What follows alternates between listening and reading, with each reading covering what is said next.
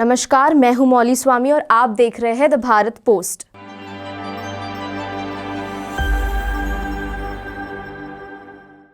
NSUI ने किसानों के मुद्दे पर पिछले 2 दिनों में छत्तीसगढ़ में जमकर प्रदर्शन किया। बता दें कि एनएसयूआई के राष्ट्रीय अध्यक्ष नीरज कुंदन छत्तीसगढ़ के 2 दिवसीय दौरे पर थे, जहां 4 फरवरी को प्रदेश अध्यक्ष आकाश शर्मा और प्रदेश महासचिव आदित्य भगत के नेतृत्व में छात्र किसान अधिकार मार्च के जरिए 5 सूत्री मांगों को लेकर राजभवन में घेराव भी किया गया। इस घेराव में प्रदेश प्रभारी राष्ट्रीय महासचिव विशाल चौधरी भी मुख्य अतिथि के रूप में मौजूद थे। इस घेराव में प्रदेश भर से हजारों एनएसयूआई के कार्यकर्ताओं ने राजीव भवन से लेकर राजभवन तक पैदल मार्च निकाली। इसी बीच केंद्र सरकार के खिलाफ छात्र विरोधी होने के आरोप में जमकर नारेबाजी भी हुई। छात्र किसान अधिकार मार्च में मुख्य अतिथि के रूप में संसदीय सचिव रायपुर पश्चिम के विधायक विकास उपाध्याय, भिलाई नगर के विधायक देवेंद्र यादव, पूर्व राष्ट्रीय महासचिव निखिल द्विवेदी मार्च में छात्रों के साथ मौजूद थे। तो आइए आपको ले चलते हैं इस किसान छात्र अधिकार मार्च का परिदृश्य दिखाने, जहां पे द भारत पोस्ट के संवाददाता ने नीरज कुंदन जी से इस पूरे दौरे को लेकर वार्तालाप की।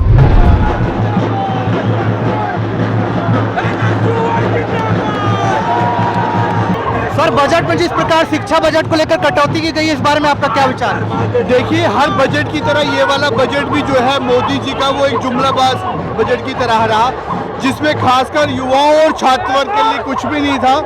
केवल और केवल जिन प्रदेशों में चुनाव है उन प्रदेशों में भी मिट्टी जोड़ने का काम जो है आंखों में ये सरकार ने किया है।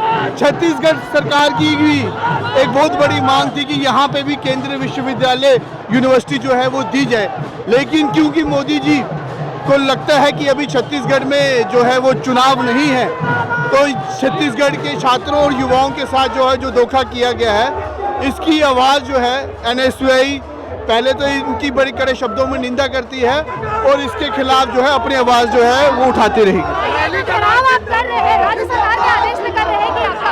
देखिए, ये हमारा एनएसयूआई छात्र संगठन है जिनका छात्रों के साथ लेना देना है और ये हमारा खुद की आवाज़ है जो हम जो है उठाना चाहते हैं।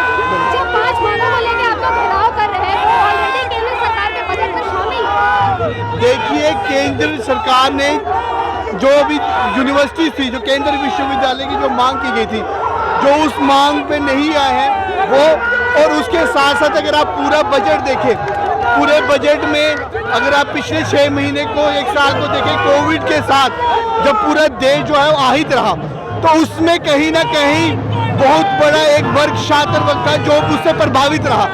1 रुपया भी छात्र वर्ग के लिए नहीं दिया गया। और कई ऐसे मुद्दे हैं जिसमें एनएसयूआई ना केवल छत्तीसगढ़ में बल्कि पूरे देश भर में इस गूंगी बहरी सरकार जो युवा विरोधी और छात्र विरोधी है उसके खिलाफ आवाज उठा रही है। रैली का नाम किसान सम्मान रैली रखने का क्या उद्देश्य है? देखिए, किसान जो है इस देश का अन्नदाता है और अगर हम लोग छात्र हैं, कई ऐसे छात्र भी हैं जो किसानों के पुत्र हैं। जिस तरीके से किसानों के साथ अन्याय किया जा रहा है, तो आने वाले समय में किसान पुत्र के लिए इस देश में शिक्षा के लिए सोचना भी संभव हो जाएगा।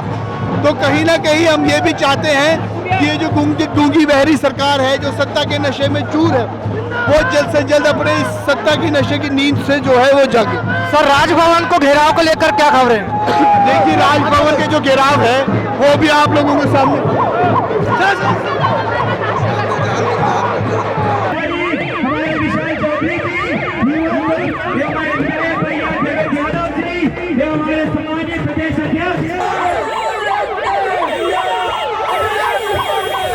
सिर्फ इतना ही नहीं, एनएसयूआई की तरफ से छत्तीसगढ़ राज्यपाल को एक ज्ञापन भी सौंपा गया।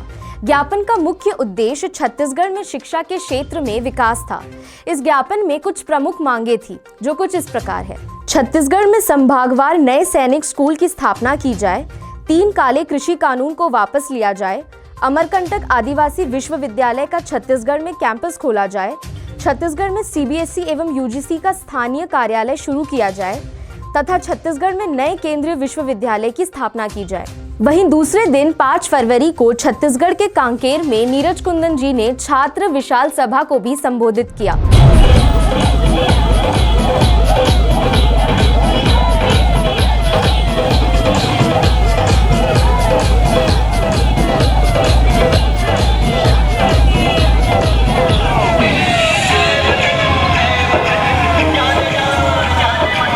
ना पूछे कि मोदी जी सबसे पहले तो 15-15 लाख देने का जो काम है वो तो आपने इसी छत्तीसगढ़ की धरती से और यहीं से भाषण देकर बोला था कि 15-15 लाख रुपए जो है हम इस देश की जनता को देंगे। मैं आप लोगों से पूछना चाहता हूं, पूरे देश में तो हम ये प्रश्न पूछना छोड़ दिया क्योंकि वो भाषण सिर्फ इधर दिया गया था। तो क्या कहीं यहां पे किसी के खाते में 15 लाख रुपए आया है? मैंने ये सवाल इसलिए पूछा, क्या पता, मैंने सोचा जहां भाषण दिया है पहले वहां आएगा, बाकी प्रदेशों में बाद में आएगा, है? परंतु वो तो यहां पर भी नहीं आया। पिछले एक सभा में भी मैं भाषण दे रहा था, वहां पे भी मैंने ये बात करी कि हमारे प्रधानमंत्री जी का झूठ इतना मजबूत है और इतनी सफाई से झूठ बोलते हैं, इतने कॉन्फिडेंस से झूठ बोलते हैं कि कल अगर इस धरती पर साक्षात झूठ भी प्रकट हो जाए, झूठ इस धरती पर आ जाए और झूठ वहां से चलकर आ रहा हो और मोदी जी वहां से चल के आ रहे हो, मैं आपको लिख कर देता हूं, दावे से बोलता हूं, झूठ भी अपना रास्ता बदल देगा। वो बोलेगा कि मोदी जी मुझसे ज्यादा सीनियर है, पहले इनको आगे जाने दीजिए। ये हालत है हमारे प्रधानमंत्री जी की। देश भर के छात्रों को दरकरार गया, वैसे ही छत्तीसगढ़ की भी कुछ मांगे थी। उनको जिस तरीके से दरकरार किया गया, यहाँ के छात्रों की मांग थी, सरकार की भी यहाँ पे मांग थी कि केंद्रीय विश्वविद्यालय जो है यहाँ पे दिया जाए, नहीं दिया गया। यहाँ की मांग थी कि यूजीसी का कार्यालय यहाँ पर हो, क्योंकि यहाँ के छात्रों को कोई भी दिक्कत होती है तो उन्हें बाहर के प्रदेशों में जाना पड़ता है। वो मांग भी नहीं मानी गई और इन सभी बाकी अन्य मांगों को लेके कल भी हमने राज्यपाल जो निवास है उसका हमने मार्च किया, एक प्रयास किया कि इस सरकार को, अहंकारी सरकार की नींद जो है हम तोड़ सकें। बस उसी को लेकर आज हमारा वहाँ पे कल रायपुर में था और आज कार्यक्रम में एक छात्र सम्मेलन था। तो आज के बाद फिर उसके बाद हम दोबारा से और कार्यक्रम छत्तीसगढ़ के बनाएंगे, बाकी संभागों को भी जाने का प्रयास करें। सर, बजट को लेकर जिस प्रकार आप नकारात्मक थोड़ी प्रतिक्रियाएं देख रहे थे, हमने सुना है कि निजीकरण को भी काफ़ी बढ़ावा दिया जाएगा इस बजट के माध्यम से, उसके बारे में आपका क्या कहना है? देखिए, निजीकरण भी एक बहुत बड़ा मुद्दा है बजट में।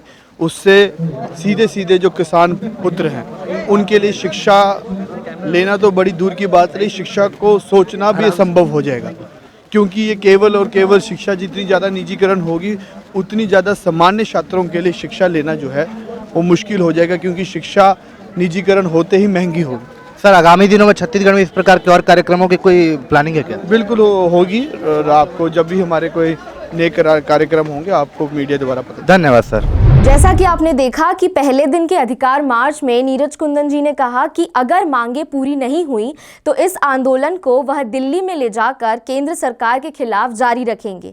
वहीं दूसरे ही दिन छात्र विशाल सभा में उन्होंने यह स्पष्ट कर दिया कि आगे आने वाले समय में भी छात्रों को लेकर इस प्रकार के अभियान छत्तीसगढ़ में जारी रहेंगे। ऐसी ही खबरों के लिए जुड़े रहिए हमारे साथ और देखते रहिए द भारत पोस्ट।